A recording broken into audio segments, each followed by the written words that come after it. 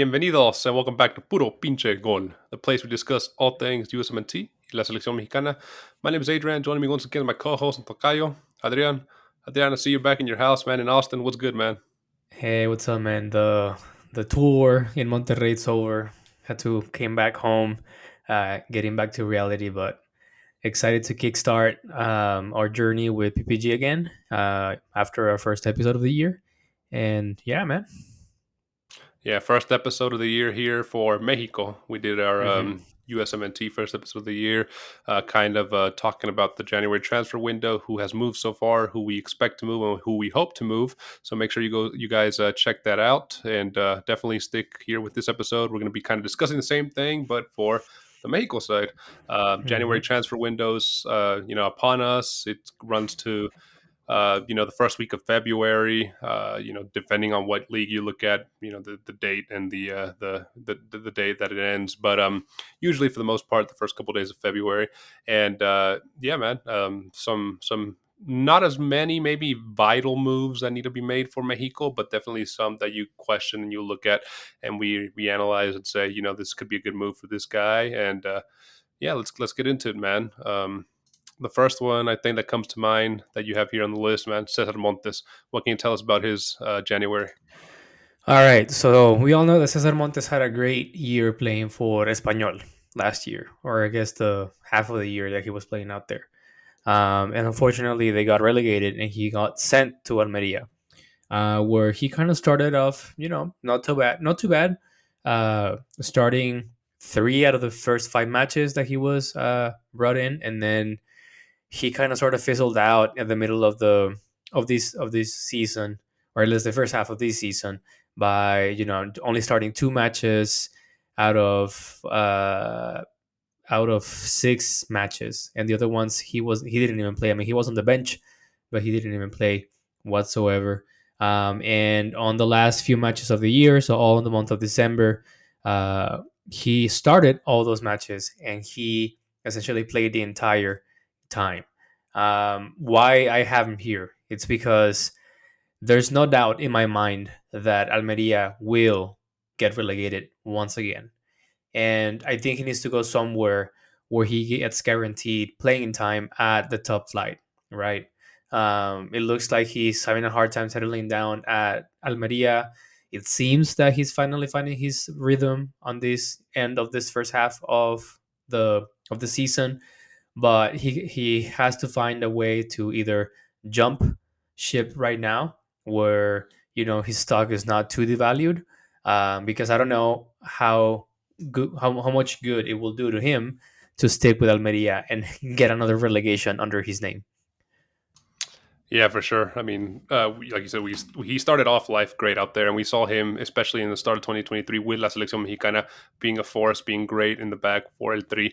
Towards the end of the year 2023, the last couple matches that he was a part of, he struggled, man. He wasn't hmm at his peak. He wasn't as Cesar Montes we saw, and we've seen him really get surpassed by Johan Vasquez there as probably the best center back for Mexico. So definitely, I think if Cesar Montes wants to kind of be back at the level he was at and be considered probably Mexico's best center back, definitely a move. And would you like to see him stay in La Liga? Yeah, I think it will be nice for him to stay in La Liga, but I wouldn't be opposed of him going to La Liga Portugal, or Belgium, Eredivisie even, or a small team in Italy. Uh, Anything that guarantees him playtime. I don't think he has the clout to go to a top team in any of the best five leagues in Europe. So if I was him, I would just look for a spot somewhere else that guarantees me all playing time at a top flight, and that's it. Yeah, middle table team. hmm All right. The next guy we have here on the list, Gerardo Arteaga, man, one that he's been playing the last couple seasons at Genk and been doing decent, right? I mean, Yeah. he never has like superstar performances that has earned him a crazy move, but he's never the worst on the pitch. He's always pretty good, pretty decent. You know what you're going to get with Gerardo Arteaga at Genk. He's a solid player. But there's been lately a couple rumors coming about that not even rumors. Rayado has made a formal offer for him to bring him back to Liga MX. Gerardo Arteaga, man, what do you think of him? So I want to start by saying that it looks like Gerardo Arteaga do wants, or he wants to go back to Mexico. like among his camp and the people close to him, they're all sending signals that he wants to move back to Mexico or closer to Mexico, I guess. So that's why this whole Rayado saga and Chivas saga has come up in the last few days on keen to sign him. All that I know about Monterrey is that yes, they would like to sign him, but they're not in a hurry to sign him. So they made an offer and say, "Hey, this is what we're gonna offer. You can take it or leave it. We don't really mind because let's keep in mind that they still have Gallardo, who's still the first choice for Jimmylozano at the left back position, and they also have Eric Aguirre as a backup, which he hasn't had a stellar time in Monterrey, but he's still a decent backup for your left back position.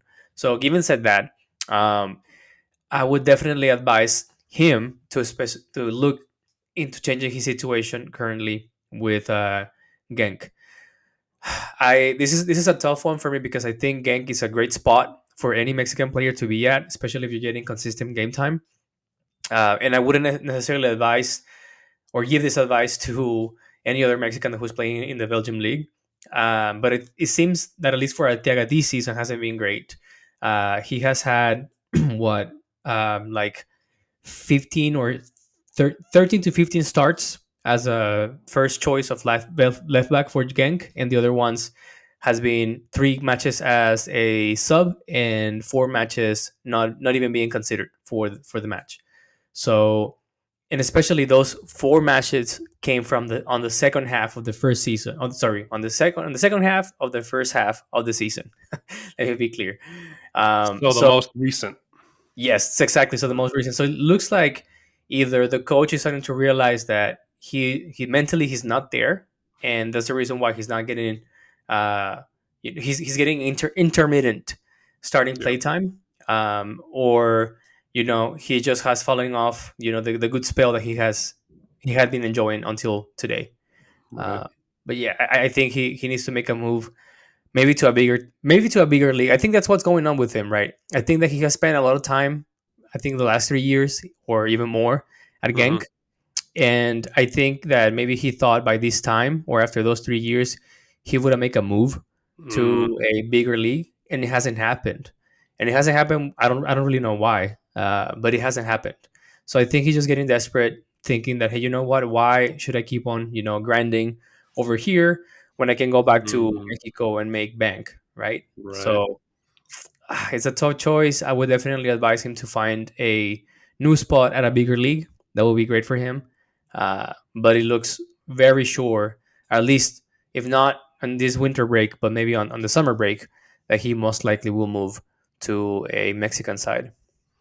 Yeah, I guess he probably pictures that he outgrew it, or he's above the Belgian league. Yeah. Which I mean, like I said, he had initial 2 years. It's not until the last, like you said, second half of the last first half of the season that he started to struggle. But he's been Hmm. pretty good for Genk. Yeah, I'm not surprised. As probably he is, or other Mexican fans are, that a move hasn't materialized for him, just because we know Mexican players in Europe are a pretty hot commodity if they play well, right? You have the marketing factor, and they seem to play really well, and especially La Liga. So I think a La Liga team might be well for him. A Portugal team might be well for him. But if he does end up coming back to Liga MX, like you said, I don't think Rayalos is the way to go for him. He'll definitely limit his play time there. But yeah, Yeah, I agree with you, man. Gerardo Orteaga, man, there he is in a weird situation. Oof. The next one we got here, man, is the youngster Jorge Rubalcaba. I guess he's both American and Mexican, right? He could play for either. He hasn't Hmm. really committed at this Yes, point. I think he's exactly. only played in the under 21s. But he's at loan at Standard Liège, right? And Yeah, from Pumas. So what exactly. can you tell us about him, man? So he's I think he's one of those transfers that we discussed earlier last summer about him moving in a very like low key manner to the Belgium league. I advise him to move somewhere else because he's not playing. Out of the 16 matches that he can possibly play with Standard Liège, he has only played what 1, 2, 3, 4, 5, 6, 7 matches with a total of only one of them playing the full 90 minutes. Well, at least I guess two of them, because one of them he got subbed in at on the 88 minute, but the other ones he has come in as a sub, and it's tough, man, because he's not getting any play time. This is a loan spell, so if things doesn't change, then he's probably gonna move back to Pumas. If he's able to find a new spot on this winter transfer, I would definitely take it, even if it's a lower or even smaller team in Belgium that will guarantee him play time. Go ahead and take it, because this might be the one chance that he has to make a splash in Europe, right? To stay there, to find a spot in a smaller team or a different league, where he can continue his development as a soccer player. So I definitely advise him to find a new spot in Europe. Go to freaking, I don't know, Twente. Go to go to freaking what's the name, Cercle, I guess Circle Bruges or whatever, Cercle Bruges, who is the other Brussels team, and or just find somewhere else, man. Just go somewhere else, because it's gonna be tough if you don't get any play time. You're gonna come back home. Yeah, go with Matias Almeida there at what's APA Athens, man. Go join Pizarro. Um, For real. Oh, nah, but I yeah. agree with you. Yeah, definitely needs to find a suitable place where he can get some playing time. Um, it's kind of odd that he doesn't get a lot of time at Standard Liège. I mean, that's a place that Yeah. usually is it's kind of a the feeder club to other bigger teams in Belgium. Sorry, in Belgium, in Europe, and one of the best teams in Belgium. We know, obviously, there with Genk. But yeah, I mean, I guess definitely needs to move. Either return to Pumas and fight for a spot, or like you said, this might be his only chance to be in Europe. Um, Moving on, man. Another one that I find interesting here. He's at loan right now in Porto in Portugal. Jorge Sanchez, man. Do you see him moving? This is a very interesting one, as you said. It's been tough because out of the what 11 matches that he has been eligible for Porto, he has only played on six, and five of them being Champions League, one of them being the Allianz Cup. So this tells me that he's well, sorry, my bad. Out of the 11 matches that he has been able to play for Porto at their league, at the main league, he has only played six. He has played five Champions League matches and one Allianz Cup match, which is the I think the Allianz Cup, it's the Eredivisie Cup or whatever. Right. So this tells me that, and for the last two matches that he was eligible for Porto, he wasn't even considered for the match. So this tell me that he's definitely not the starting, or at least the first choice for the coach.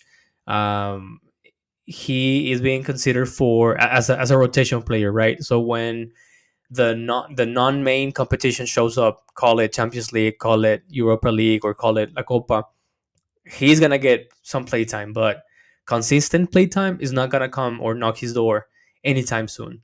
So if he's able to go somewhere else where that playtime doubles, by all means go ahead and do so. And I mean it in the way that find another spot in Europe. Not don't come home, don't go back to he was with America. Don't go back to America. America. Don't come back to Chivas. Don't fall for the money on Tigres or whatever. Just find another spot either in Eredivisie, go back to Ajax, a smaller team in Portugal, go to a bigger club in Belgium. Like, I think he has enough credibility and clout to find another spot in Europe. Maybe not at a top five league, but definitely on one of those that I just mentioned, Eredivisie, Belgium league, because he has the street cred, I guess, on those parts of Europe. Yeah, if I remember correctly, didn't he kind of like leave negatively Ajax? Yeah. He forced himself out, and like it was kind of a big like Hmm. deal. Like, oh, Jorge Sanchez is like forcing himself out of Ajax, and like they Yeah. didn't really like Hmm. it. Yeah, but I don't know. Might not be the. He probably closed that door, but definitely try to find another place for sure where he could get consistent game time. I'm surprised he played that much in the Champions League for Porto. I guess I didn't keep up with Porto this year in the Champions League that much to realize that. But I mean, that's out of the six matches they played, he played in five of them. Where he's Yeah. really struggling is to get consistent game time in the league. Um, Exactly. yeah, Jorge Sanchez, like we know. year-long loan at Porto might cut it short to pursue other minutes somewhere else. As we wrap this episode up, man, we have a couple notable mentions here that you want to kind of mention. Yeah, start off with Santi Jimenez. Bebote Jimenez, man. I mean, I personally think he should stay at Feyenoord and just chill until the summer. Make sure that you have a badass Copa America because that's gonna settle your big move, right? But there's a lot of talk about Atletico de Madrid making a or trying to make a winter move for him uh, this year. So I mean, I'm not gonna say it's not great news to see a Mexican player going to a top team at a top league in Europe, but I think this is one of those moves that we want to be super cautious about it, right? We want to make sure that he goes to a spot where he's going to be able to have the same visibility that he currently has at Feyenoord, that he's going to have a system that would allow him to continue growth and play for his strengths, which is Feyenoord right now. So as much as I want to see Santi move on to a bigger team, I think he should wait, see what options are out there, and go with the one that makes the most sense for his development, not for media, marketing, money wise. Just make sure that you go to another club that they're gonna help you hone in those skills that you won't be able to do, or I guess improve at Feyenoord. Yeah, oftentimes we see so many of these players move during the winter transfer window and kind of rush a move to the first, interested party, and it's like a big club comes calling, and they burn their bridges with their current club and just force them way out, saying, "Oh, this is my chance to move to a bigger club." Um, I don't think we're at that point with El Bebote. I think he has a great relationship with Feyenoord. He's scoring a lot of goals. He's comfortable there, and he. I don't see him having to kind of be in that position where it's now or never to move, right? He has the luxury to stay at Feyenoord to the end of the season, have a big Copa America, see his stock even rise higher, and like you said, move to get more suitors that are after him and to find a place that's really going to fit his style of play and where he'll be comfortable. Because I mean, Atletico Madrid, obviously, we've had Mexicans there before who have succeeded there before, but yeah, I mean, if you could hold more cards and have more offers, why not? No, Yeah. no rush for him to move for at all. Finish out the season strong, and yeah, make sure nobody breaks the record that you broke for Luis Suarez. I mean, I personally would love to see him go to a place like Borussia Dortmund or RB Leipzig. I think that would be great for him. Like one more step up developmental Yeah. team before, hmm yeah, Making the yeah, big that. move. Yeah. hmm for sure. Another one here on your list, Rodolfo Pizarro, one that gets away from us, then we reel him back in the selección picture here. Rodolfo Pizarro, who's still obviously out there with AEK Athens, man. You think he'll move this winter break? I don't think he's gonna move anywhere on this winter break. I think he's okay being where he is right now. I think he's gonna just. I don't know if he's on loan or if he got if it was a done deal when he moved. But I think right now life is great. He's playing in Europe. He's probably not necessarily starting. He's playing some minutes here and there. He's not a you know crucial player for Almeida at AEK Athens. Not like Orbelin Pineda, who's playing pretty much almost every single match. Yeah. But I would advise him like, hey man, either try to make the best out of it out of AEK Athens, or just figure something out because most likely you're not gonna be there by the end of the I guess by the beginning of this summer.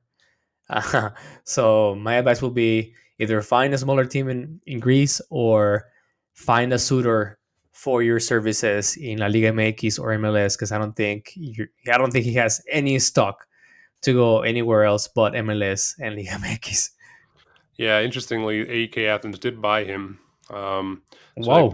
they purchased him on a 2-year contract with an option to extend his contract for a third year.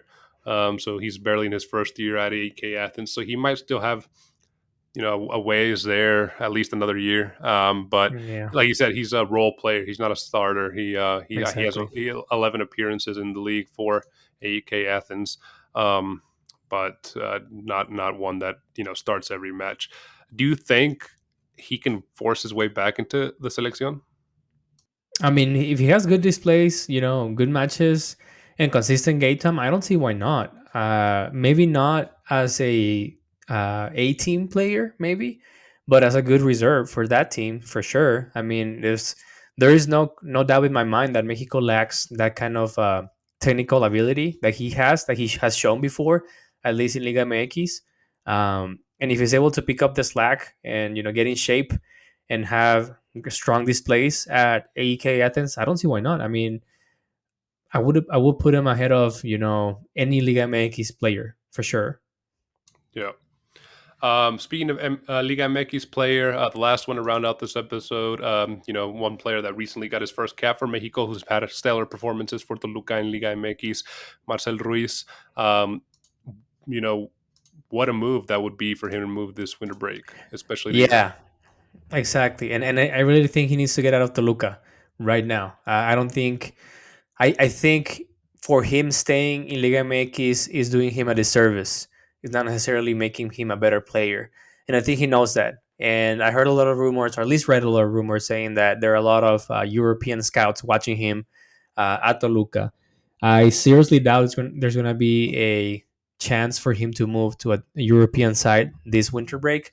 I hope that he gets considered for La Copa America roster, and I hope that he gets to play some time and shows that he's a good player, and a move materializes in the summer. But at the same time, he's a hot prospect in Liga MX.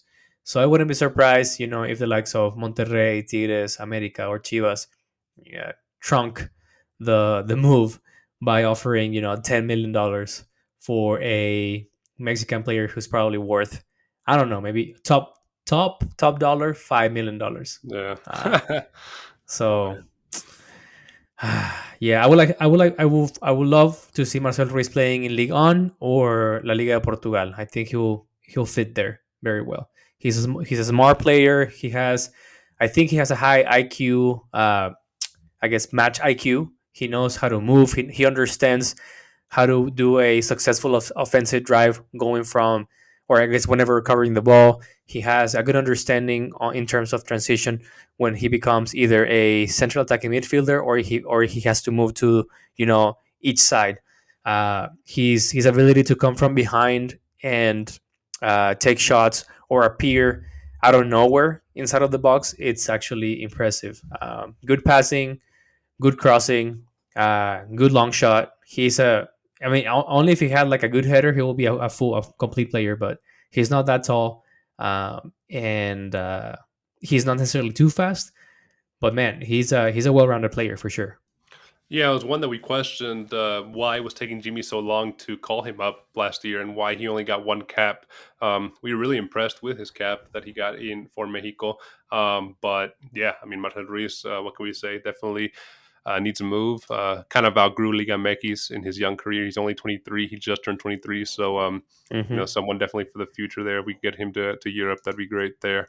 Yeah, I mean, Adrian, man, this has been an episode we kind of covered who we think needs to move or is in a position that not getting many much game time or has outgrown their league. Who could benefit from a January transfer window? As we wrap up this episode, bro, where can our listeners find us? Man, they can always find us on YouTube. Don't forget to subscribe, hit the like button, and turn on the notifications. You can also find us on Apple Podcasts, Spotify, or wherever you get your podcast on. Last but not least, you can also find us on Twitter and Instagram at Puro Pinche Gol. We post stuff every now and then. Yeah, and make sure you comment below. Let us know, who you would like to see move in the January transfer window for La Selección Mexicana. Any the three players playing abroad in Europe or playing in Liga MX that you think really deserve, a move or is in need of playing time.